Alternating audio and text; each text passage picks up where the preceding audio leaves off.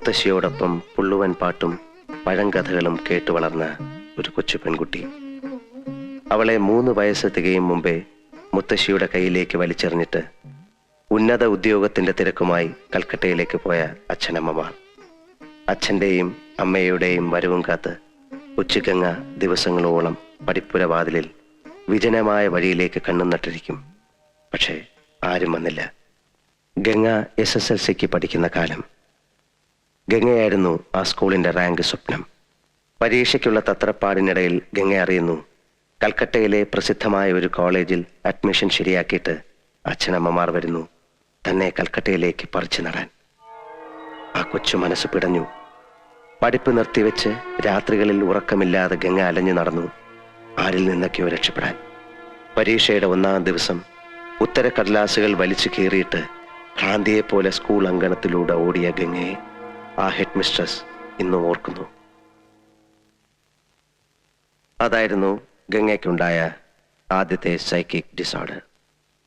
മുത്തശ്ശി ഒരുക്കിയ മന്ത്രവാദ കളത്തിൽ അനുസരണയോടെ അവളിരുന്നു. അച്ഛനമ്മമാർ പറന്നെത്തി. വന്നപാടെ അവർ ഗംഗയും കൊണ്ട് തിരിച്ചു പറന്നു കൽക്കട്ടയിലേക്ക്. അവിടെ ഏതെങ്കിലും സൈക്കാട്രിസ്റ്റിനെ കാണിച്ചു കാണണം. അയാൾ എന്തെങ്കിലും മരുന്നും കൊടുത്തു കാണണം. എനിവേ, ഉണർന്നെഴുന്നേറ്റ ഗംഗ കഴിഞ്ഞതെല്ലാം മറന്നു. അവൾ കൽക്കട്ട നഗരത്തിന്റെ സന്തതിയായി. എങ്കിലും രോഗസാധ്യത, possibility of another psychic disorder ഗംഗയിൽ ഉറങ്ങിക്കിടന്നു വർഷങ്ങളോളം. പിന്നെയായിരുന്നു നീയുമായിട്ടുള്ള വിവാഹം. വിവാഹം കഴിഞ്ഞ് നിന്റെ അമ്മയിൽ നിന്ന് ഗംഗ ഈ ഗ്രാമത്തെ പറ്റിയും ഈ തറവാട്ടുകെട്ടിനെ പറ്റിയും കേൾക്കുന്നു. ഗംഗ വന്നു നിന്നോടൊപ്പം. പക്ഷെ ഇവിടെ ഗംഗ എതിരേറ്റത് തിളങ്ങുന്ന ചമയങ്ങളും കടുത്ത ചായക്കൂട്ടുകളുമുള്ള പഴങ്കഥകളും അന്ധവിശ്വാസങ്ങളുമായിരുന്നു. അടിച്ചമർത്തപ്പെട്ട നാഗവല്ലി എന്ന കഥാപാത്രത്തിനോട് തോന്നിയ സിമ്പതി പിന്നൊരു എമ്പതിയായി മാറി. തീഷ്ണമായ ഒരുതരം തന്മയി ഭാവം. താൻ നാഗവല്ലിയാണ് എന്നൊരു തോന്നൽ. ഗംഗയുടെ സ്വന്തം വ്യക്തിബോധത്തെ എന്നേക്കുമായി കീഴടക്കിക്കൊണ്ട് ആ മനസ്സ് പൂർണ്ണമായും നാഗവല്ലിയായി മാറാൻ തുടങ്ങുകയാണ്. അതനുവദിച്ചുകൂടാ, ചികിത്സിക്കണം. അതിനാദ്യം വേണ്ടത് താനൊരു രോഗിയാണ് എന്നുള്ള കാര്യം ഗംഗയെ ഒരിക്കലും അറിയിക്കാതിരിക്കുക എന്നതാണ്. ഇപ്പൊ നമ്മൾ 3 പേരെ കൂടാതെ ഈ കാര്യമെല്ലാം അറിയാവുന്ന ഒരാൾ കൂടിയുണ്ട് ഈ വീട്ടിൽ, ശ്രീദേവി.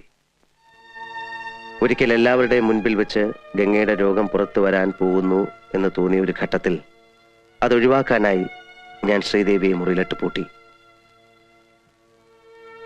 പിന്നീട് ഞാൻ ആവശ്യപ്പെട്ടപ്പോൾ നിനക്ക് വേണ്ടി, നിന്റെ ഭാര്യയ്ക്ക് വേണ്ടി 1000 തവണ വേണമെങ്കിലും ഭ്രാന്തിയായി അഭിനയിക്കാമെന്ന് ഏറ്റവളാണവൾ.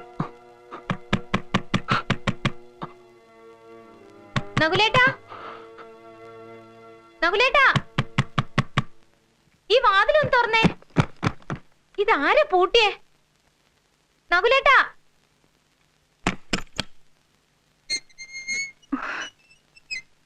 നകുലേട്ടാ, ദേ ഇത് കണ്ടില്ലേ? ഇന്നലെ രാത്രിയിൽ അമ്പലത്തിൽ പോയിട്ട് വന്ന് മുറിയിൽ അഴിച്ചിട്ട ഡ്രസ്സാ. കണ്ടോ? സർവത്ര കീറി പറിച്ചു വെച്ചിരിക്കുന്നു. ദേ,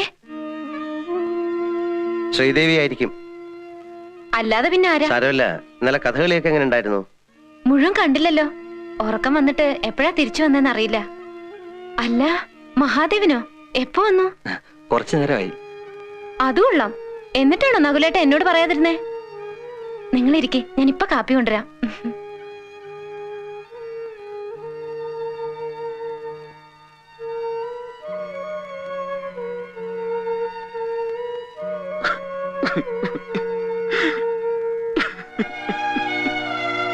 നകുല, എന്താ എന്താണിത്? എന്താ എന്താ ഈ കാണിക്കുന്നത്? Cool down, cool down, relax. ഏയ്, റിലാക്സ്, റിലാക്സ്, റിലാക്സ്. ഒരു മിനിറ്റ് പ്ലീസ്.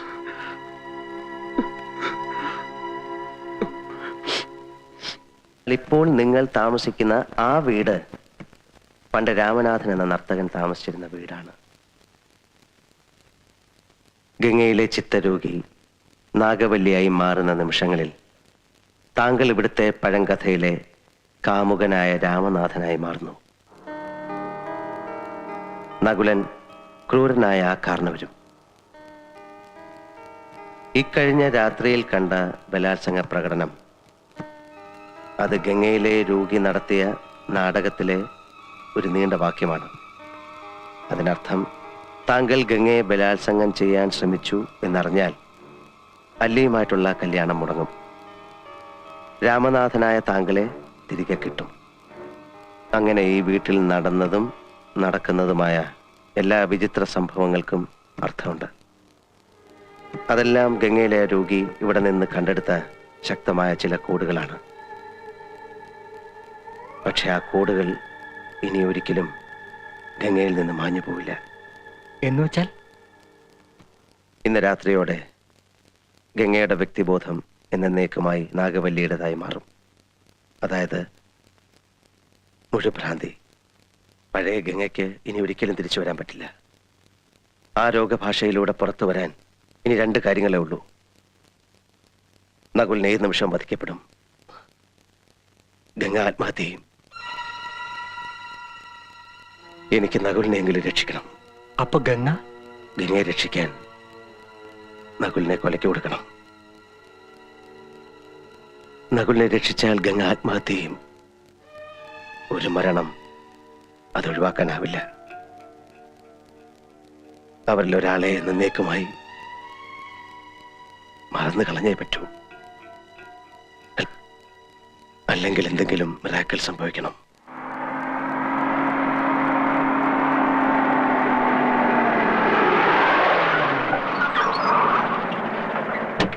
നമസ്കാരം. നമസ്കാരം. വരിക വരിക. വന്നോളൂ.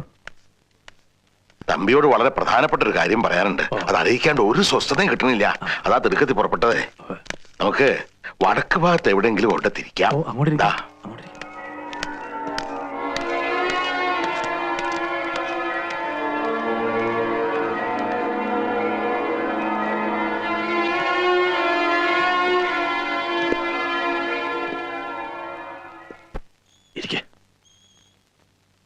കുടുംബക്ഷേത്രത്തിലെ ഉത്സവമൊക്കെ എത്രടായി? ഒന്നിനും ഒരു മുടക്കവും വരുത്തിയിട്ടില്ല. ഭംഗിയായി നടക്കുന്നു. നാളെ അവസാനിക്ക. ഞാൻ കൊടുത്തുവിട്ട ചാർത്ത് പ്രകാരമുള്ള ക്രിയകളൊക്കെ അത് നടക്കുന്നുണ്ട്. ഭാഗ്യായി. തമ്പിയുടെ മോളുകൂട്ടുള്ള കാര്യം പ്രശ്നമഴിക്കാൻ വിശദമായിട്ടൊന്ന് നോക്കുണ്ടായി. കുട്ടിക്കിപ്പോ ദശാസന്ധ്യ. ലേശം മനപ്രയാസൊക്കെ ഉണ്ടാവും. പക്ഷേ അഷ്ടമംഗലത്തിന് തറവാട്ടിന്റെ കാര്യം നോക്കിയപ്പോ ഇത്തിരി നന്ദാളിച്ചു. ഇവിടെ അകാലമൃത്യു വരെ ഉണ്ടാവാം എന്നൊരവസ്ഥയാ. അത്ഭുതം അവിടെയല്ല, അത് സംഭവിച്ചു കഴിഞ്ഞിരിക്കണു. അല്ല, തമ്പി പരിഭ്രമിക്കണ്ട. ചിലപ്പോ ദൈവാധീനം കൊണ്ട് ഒക്കെ ഒഴിഞ്ഞു പോകാനും മതി.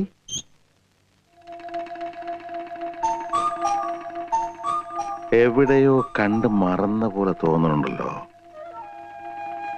ആരത്? ഇത് കഷ്ടായി. എവിടെ വെച്ചാണെന്ന് മറന്നിരിക്കണോ?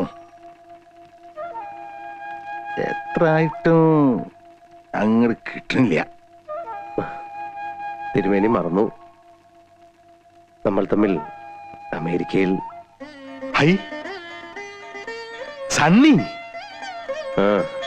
അമ്പട കേമാ സണ്ണി കുട്ട.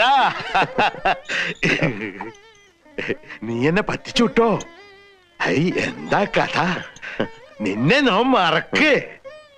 ഇവിടെ വെച്ച് കാണുന്ന സ്വപ്നേവി നിരീക്ഷില്ല. ആശ്ചര്യം എന്ന് പറഞ്ഞാ മതി. പങ്കൻ തടിച്ചുട്ടോ. ഇവൻ ഇവിടെ ഉള്ളപ്പോ തമ്പിയുടെ മോളുടെ പ്രശ്നവും പറഞ്ഞ് എന്നെ വന്ന് കാണണമായിരുന്നോ? ആളെ വേണ്ടത്ര പരിചയമില്ലാന്ന് തോന്നണു. ലോകപ്രസിദ്ധനാ തനി രാവണൻ. 10 തലയാ ഇവന്. പ്രശസ്തനായ മനഃശാസ്ത്രജ്ഞൻ ബ്രാഡ്ലി ഇവന്റെ പ്രൊഫസറായിരുന്നു. അദ്ദേഹം പണ്ട് പാരാസൈക്കോളജിയിൽ ഒരു പേപ്പർ അവതരിപ്പിക്കാൻ വേണ്ടി എന്നെ അമേരിക്കയിലേക്ക് ക്ഷണിക്കണ്ടായി, ഡൽഹി വെച്ച്. അന്ന് ബ്രാഡ്ലിയുടെ ജൂനിയർ ആയിരുന്നു ഇവൻ. അറിയോ, ആധുനിക മനഃശാസ്ത്രത്തിൽ ലോകപ്രസിദ്ധമായ 2 പ്രബന്ധങ്ങൾ ഇവന്റെയാ. ഈ നിൽക്കുന്ന രാവണന്റെ. തിരുമേനി, എനിക്ക് തിരുമേനിയോട് സ്വകാര്യമായിട്ട് അല്പം സംസാരിക്കാനുണ്ട്. ആയിക്കോട്ടെ, ഇന്ന് നമുക്ക് ഇവിടെ തന്നെ കൂടാ. എല്ലാം അറിഞ്ഞിട്ട് തന്നെ കാര്യം. തമ്പി, 2 കസേര എടുത്ത് പുറത്തേക്ക് ഇടുക.